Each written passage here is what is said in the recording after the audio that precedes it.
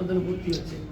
এবং খুবই অবাক করা বিষয়, খুবই এই সময়ের জন্য একটা অশরী সংকেত যে এই যারা ওখানে মুসলিমগঞ্জে আছে তাদেরকে দেখতে গিয়েছে জেলা শিবিরের সভাপতি আমাদের সাখাওয়াত কাউসার আর এনসিপি কিছু দায়িত্বশীল ভাইয়ের ওখানে দেখতে গিয়েছে।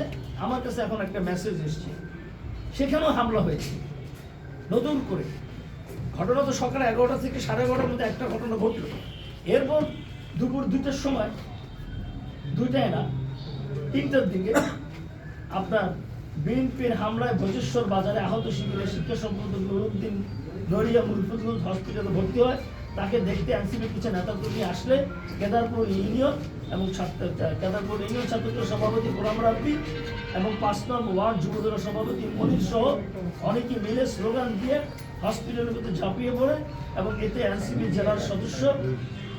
জেলা সদস্য পলাশ ব্যাপারী এবং বৈষম্য বিরোধী ছাত্র আন্দোলনের নড়িয়া কমিটির সদস্য আসলামকে পিটিয়ে এবং সেই সাথে আমাদের সাখাওয়াত কাউসারকে, এই 3 জনকে ওরা সেখানে নির্মমভাবে আহত করে এবং তারাও এখন সেখানে ভর্তি।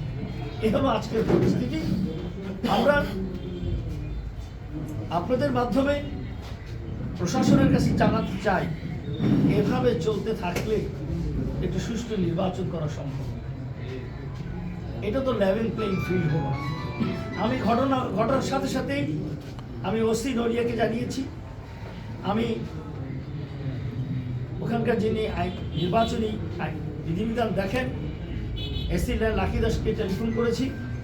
আমি টেলিফোন করেছি রিটার্নিং অফিসার আমাদের মাননীয় ডিসি মহোদয়কে।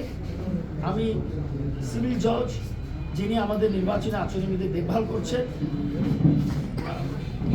আমি ওনাকেও